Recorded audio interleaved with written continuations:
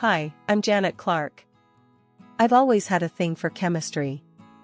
Since I was a kid, I loved mixing stuff in the kitchen, trying to make my own little experiments. It drove my mom nuts, but I was hooked. After high school, I went to university and studied chemical engineering. I landed a job at a pharmaceutical company where I worked on developing new drugs. I really enjoyed it. I felt like I was making a difference, helping to create medicines that could save lives. 2 years ago, I met James at a party thrown by a mutual friend. He was tall, with sandy blonde hair and a smile that could light up a room. We hit it off right away. "Hey, I'm James," he said, extending his hand. "And you are?" "I'm Janet. Nice to meet you," I replied, shaking his hand. We talked all night, and before I knew it, we were dating. James was charming, always knew what to say, and made me feel special. After 2 years of dating, we decided to get married. Our wedding was a small affair, just close friends and family. After the wedding, I moved into James's family home. It was a big old house, and his mom, Margaret, lived with him. Margaret was bedridden, and James took care of her. I was new to this whole thing, but I wanted to help. "James, have you thought about maybe getting her into a care facility? They could give her the medical care she needs," I suggested, trying to be as gentle as possible. James looked uncomfortable. "I don't know. Mom has always wanted to stay here. She's comfortable at home." "Yeah, but she needs more than we can give her. Think about it, okay?"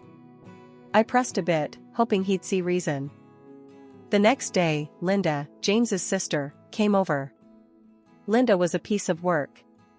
She was always on edge, always finding something to complain about. She had recently lost her husband, who was much older and had left her a good amount of money. Linda and I had never really hit it off. "James, what's this I hear about putting Mom in a home?" Linda snapped as soon as she walked in. "I just mentioned it as an option," I said, trying to stay calm. "Well, it's not happening. Mom will stay here until the end," Linda said firmly, glaring at me. I decided it was best to drop the subject, especially with Linda being so against it. Besides, she was still mourning her husband, and I didn't want to add to her stress. But it was hard. Dealing with Linda wasn't easy. She had a knack for showing up unannounced and making everything more difficult. She never liked me and made it clear whenever she had the chance. One evening, I was in the kitchen, cooking dinner. I was making a simple chicken dish with some vegetables, something easy but tasty. Linda walked in, without knocking as usual. "Janet, you're cooking again," she said, wrinkling her nose. "You know, Mom liked her food with real flavor, not this bland stuff." "Good evening to you too, Linda," I replied, trying to keep my voice calm. "I'm making what I can with what we have." "Well, it's not enough. Maybe you should try a little harder," she snapped. I bit my tongue, not wanting to start a fight. James walked in at that moment, sensing the tension. "Hey, what's going on here?" he asked, looking between us. "James, your wife here thinks bland chicken is what Mom would want. I told her Mom liked her food with flavor." Linda huffed and walked out of the kitchen. James looked at me, clearly frustrated. "Janet, can't you just try to get along with her? She's been through a lot." "James, I'm doing my best. But she's always criticizing me. It's like nothing I do is ever good enough for her," I said, feeling the weight of it all. The next few days were tense. Linda continued to show up unannounced, and each time she found something new to complain about. It felt like I was walking on eggshells, never knowing what would set her off next. One evening, she came over and started criticizing the cleanliness of the house. "Janet, this place is a mess. Don't you ever clean?" she said, looking around with disdain. "I clean every day, Linda. Maybe if you actually helped, it wouldn't be so hard to keep up," I snapped, finally losing my patience. "How dare you talk to me like that? I'm just trying to help," she yelled. "Help? By criticizing everything I do? That's not helping, Linda," I shot back, feeling the anger rising. "Janet, calm down," James said, stepping between us. "Calm down? She's constantly attacking me, and I'm supposed to just take it?" I said, feeling the frustration boil over. Linda just glared at me and stormed out of the house. I felt a mix of relief and anger, the tension still thick in the air. Handling Linda was no picnic. She'd breeze in, spend a few minutes in her mother's room, and then leave, never really helping. I tried to avoid being home when Linda came around, it was easier that way. 6 months later, Margaret's health took a turn for the worse, and she passed away. It was a tough time for all of us, especially James. The funeral was a somber affair, but Linda's behavior made it even more stressful. At the graveside, Linda turned to me, her face twisted with anger. "Janet, if you'd found the right medicine, Mom might still be here." I was stunned. "Linda, I'm not a doctor. I did everything I could." "Those are just excuses," she snapped back, not caring who hurt her. I felt a mix of anger and hurt. After the funeral, I told James he needed to talk to Linda and set things straight. "James, you've got to talk to her. She can't keep blaming me for everything," I said, trying to keep my voice steady. "Janet, you're just making things worse. Stop provoking her," he said, accusingly. His words hit me like a punch to the gut. I couldn't believe he thought I was the problem. It was insulting and hurtful, especially after all I'd done to care for his mother. It had been a rough few months since Margaret passed away. I was still reeling from the accusations Linda threw at me during the funeral. I needed a distraction, so I decided to clean out Margaret's old room. Maybe it would help clear my mind.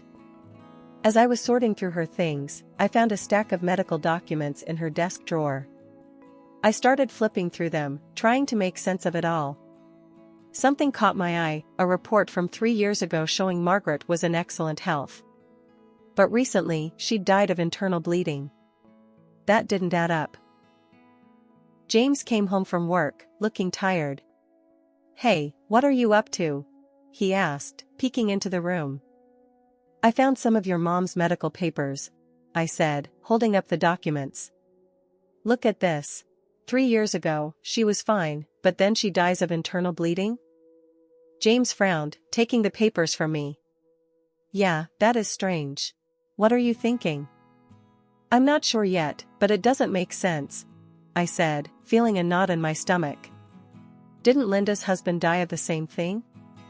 James nodded slowly. "Yeah, he did. Internal bleeding, just like Mom." "And both of them had unexplained bruises?" I pressed, feeling my heart race. "Yeah, they did," James said, looking more concerned now. "Why? What are you getting at?" "Bruises like that can happen if someone's taking blood thinners, but neither of them were on any, right?" I asked, my mind racing. "No, they weren't," James said, shaking his head. "What are you saying, Janet?" "I don't know yet, but it's weird. Maybe I'm overthinking it," I said, trying to calm down. A few days later, I noticed some bruises on my own arms and legs. I hadn't bumped into anything, and it didn't make sense. I decided to run a blood test at my lab, just to be sure. When the results came back, I was stunned. My blood had a high level of warfarin, a powerful blood thinner. I knew I hadn't taken anything like that. "James, we need to talk," I said, finding him in the living room. "What is it now, Janet?" he asked, sounding exasperated. "I found warfarin in my blood. Someone's been poisoning me," I said, showing him the lab results. "Who would do that? It doesn't make any sense," James said, shaking his head. "I don't know, but I have a bad feeling about this. I think it's connected to what happened to your mom and Linda's husband," I said, feeling a chill run down my spine. "Janet, you're starting to sound paranoid," James said, frowning. "I'm not paranoid. This is real. We need to figure out who's behind this," I said, feeling desperate. As we were talking, Linda walked in, unannounced as usual. "What's going on here?" she asked, looking between us. "Janet thinks someone's been poisoning her," James said, holding up the lab results. poisoning? That's ridiculous. She works in a lab. Maybe she took something by accident, Linda said, her voice dripping with sarcasm. I didn't take anything by accident, Linda. This is serious, I said, glaring at her. Oh, please. You're always looking for drama. Maybe you should focus on your own problems instead of dragging everyone else into them. Linda shot back, rolling her eyes. Linda, this isn't drama. This is my life we're talking about, I said, feeling my anger boil over. Janet, calm down, James said, trying to step between us. We need to think this through. Calm down? Your sister's accusing me of making this up, and you want me to calm down? I yelled, feeling the frustration bubble up. Janet, you're acting crazy. We can't keep doing this. We need a divorce, James said, his voice flat and final. Divorce? Are you serious? You're going to believe her over me? I asked, feeling the shock hit me hard. Yes, Janet. You're always stirring things up. I can't take it anymore, he said, looking away. Linda smirked, clearly pleased with how things were turning out. I felt numb as I packed my things, the reality of what was happening sinking in. I couldn't believe this was how it was ending. Linda watched with a triumphant smile as I left the house, my heart heavy with betrayal and disbelief. After leaving James, I rented a small apartment near my work. It was hard to move on, but I was set on getting to the bottom of this mess. I went over all the facts, and it became clear, Linda was the one behind everything. She poisoned her husband, her mother, and tried to do the same to me. I hired a private detective, Alex, to dig deeper. I handed him all the information I had, including the results of my blood tests. Alex, I need you to find out everything about Linda. I'm sure she's behind this, I said, handing him the stack of papers. Got it, Janet. I'll start right away. Give me 2 weeks, he replied, nodding firmly. 2 weeks later, Alex called me. Janet, we need to meet. I've got some information. We met at a quiet cafe. Alex had a serious look on his face and a thick folder in his hand. All right, what did you find? I asked, feeling a knot in my stomach. Linda's in serious financial trouble. She blew through all the money from her husband and now she's got huge debts, Alex explained, opening the folder. I looked through the documents, feeling a surge of anger. So, she's been killing for money. First her husband, then her mother. And she tried to kill me. It looks that way. She's desperate and dangerous, Alex said, his voice steady. I decided to call James and set up a meeting. James, it's Janet. Can we talk? I had said over the phone, my voice steady but firm. What is this about, Janet? He had asked, sounding wary. It's important. It's about Linda, I had replied, trying to keep my composure. All right, come over. He had agreed, his voice was filled with an incomprehensible warmth. I pulled up to James's house, my heart pounding.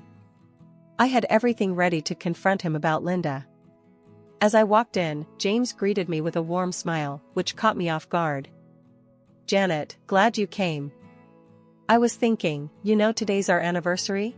He said, holding a bottle of wine. James, we need to talk. It's serious, I said, trying to keep my voice steady. Let's hold off on that for a bit. Come on, let's have a drink. It's our anniversary, he insisted, pouring 2 glasses of wine. I hesitated, but then agreed. All right, just for a bit. Then we need to talk. We clinked glasses, and I took a sip, trying to push my anxiety aside. But after a few minutes, I started feeling dizzy and nauseous. James, I feel really sick. Where did you get this wine? I asked, gripping the table for support. Linda brought it from Italy. She said it's special. I've been drinking it for a while, he replied, looking concerned. James, this wine is poisoned. Linda's trying to kill you for the inheritance. Call 911, now. I managed to say before collapsing to the floor, my vision blurring. As I lay there, barely conscious, I heard the door open and Linda's voice. "What's going on here?" she demanded, seeing me on the floor. "Janet says the wine's poisoned. She's really sick," James explained, panic in his voice. "Poisoned? She's drunk and making up lies to turn you against me," Linda snapped, her voice full of venom. "Linda, I'll get a cold compress," he said, rushing to the kitchen. Linda knelt beside me, her face twisted with a cruel smile. "It's over for you, Janet. In a few hours, you'll die of hemorrhage. Then it'll be James's turn, and everything will be mine." I tried to speak, but my body wouldn't respond. The room spun around me, and I felt myself slipping away. The last thing I heard was James returning with the towel, his voice filled with worry and confusion. Then, everything went dark. I woke up in the hospital a few days later, my body aching and my mind foggy. The room was quiet except for the faint beeping of machines. I blinked a few times, trying to clear my vision, and saw a nurse bustling around the room. "Hey, you're awake," she said with a bright smile. "How are you feeling?" "Like I've been run over," I muttered, my throat dry and scratchy.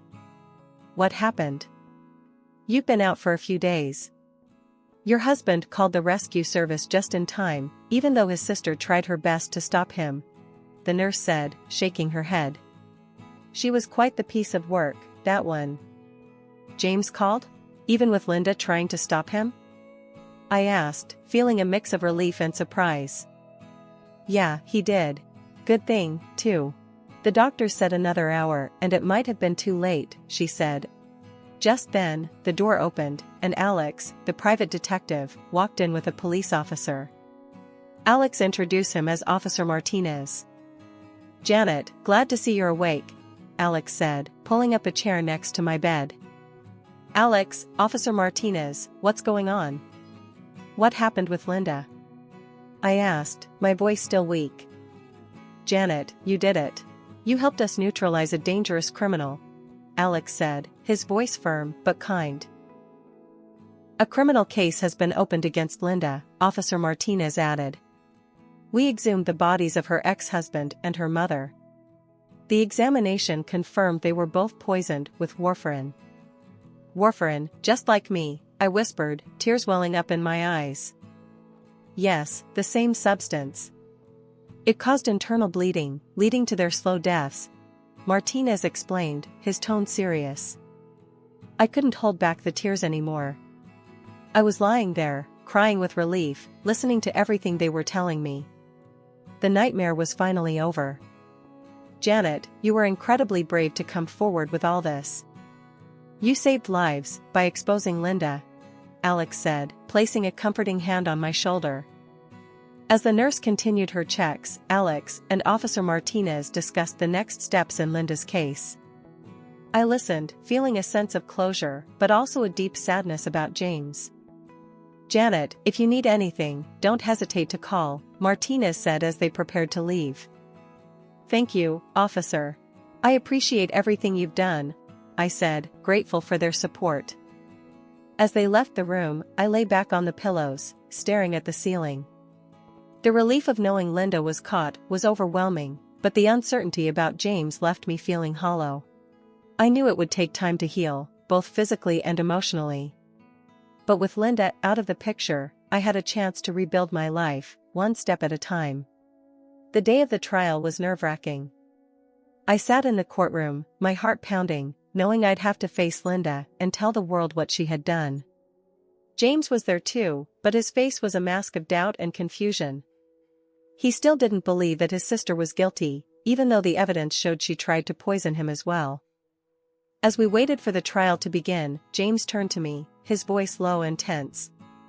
"Janet, I can't believe Linda would do something like this. It feels like you're just out for revenge." His words cut deep. I couldn't understand his blind love for Linda, even with all the evidence against her. When the trial started, the prosecutor laid out the case, detailing Linda's actions and the evidence we had gathered. I was called to the stand as a witness, my hands shaking as I took my seat. "Janet, can you tell us about your suspicions and the evidence you found?"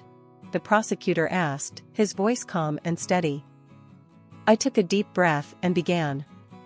I started noticing strange symptoms after moving in with James. His mother's health declined rapidly, and she had unexplained bruises. I found similar symptoms in myself later on. What did you find in your investigation? He prompted. I hired a private detective who discovered that Linda was in severe financial trouble. We found evidence that she had poisoned her husband and was likely trying to do the same to me and James for financial gain, I explained, my voice trembling.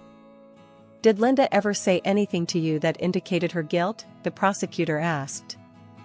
Yes, just before I lost consciousness, she told me it was over for me, and that after I died, James would be next. She wanted everything we had, I said, my voice breaking with emotion. The defense lawyer stood up to cross-examine me, trying to cast doubt on my testimony. Janet, isn't it true that you and Linda never got along? Couldn't this be a personal vendetta? No, this isn't personal. This is about stopping a killer, I said firmly, refusing to be intimidated. As the trial went on, more witnesses testified, and the evidence piled up against Linda. The private detective presented his findings, and the medical examiner confirmed the presence of warfarin in the exhumed bodies. The tension in the courtroom was palpable when Linda was called to the stand. She initially denied everything, but the weight of the evidence was too much. Under pressure, she finally broke down and confessed. In the next court hearing, Linda looked at James with a mocking smile. Yes, I did it. I poisoned my husband, our mother, and I tried to poison you and Janet. I wanted it all, the money, the property. And look at you now, crying like a baby. James's face crumpled, tears streaming down his cheeks as he heard her words. Linda, how could you? She laughed, a cold, cynical sound that sent chills down my spine. You were always so gullible, James. You never saw what was right in front of you. The judge's gavel banged, calling for order in the court. Linda was convicted of double premeditated murder and the attempted murder of me and James. She was sentenced to a long prison term, her mocking smile fading as she was led away in handcuffs. After the trial, I made the hard decision to divorce James. There was just too much pain and betrayal to mend. I went through treatment to recover from the poisoning, and I heard through friends that James was also undergoing treatment because Linda had tried to poison him too. I was in my new apartment, trying to rebuild my life. It was small, but cozy, a fresh start away from all the chaos. I focused on getting healthy and finding some peace. One afternoon, I was having coffee with my friend Sarah, who had been my rock through all of this. So, how are you really doing, Janet? Sarah asked, looking at me with concern. I'm getting there, one day at a time. It's been rough, but I'm trying to move on, I replied, sipping my coffee. Have you heard from James? She asked, raising an eyebrow. Yeah, he's tried a few times to patch things up, I said, rolling my eyes. But I told him it's over. Good for you. After everything he put you through, you deserve better, she said, nodding in approval. I just can't forget how he trusted Linda over me, time and time again. Trust is everything in a marriage, and once it's gone, there's no going back, I said, feeling a pang of sadness. You're right. You need someone who believes in you and stands by you, no matter what, Sarah said, squeezing my hand. One day, I was sorting through some old photos, trying to decide what to keep and what to toss. Each picture brought back memories, some good, some painful. My phone buzzed with a message from James. I hesitated, but then opened it. Janet, I know I've hurt you deeply. Can we please talk one last time? The message read. I took a deep breath and replied, James, there's nothing left to say. We both need to move on. I wish you well, but this chapter is closed. I hit send and felt a strange mix of relief and finality. It was time to close the door on that part of my life for good. In the evenings, I took up painting as a way to relax and express myself. It was therapeutic, a way to channel my emotions into something positive. I also joined a local book club, meeting new people and slowly building a new circle of friends. Every day was a step towards healing, and I was determined to build a life filled with trust, joy, and peace. The past would always be a part of me, but it didn't define my future. I was ready to embrace whatever came next, stronger and wiser than before.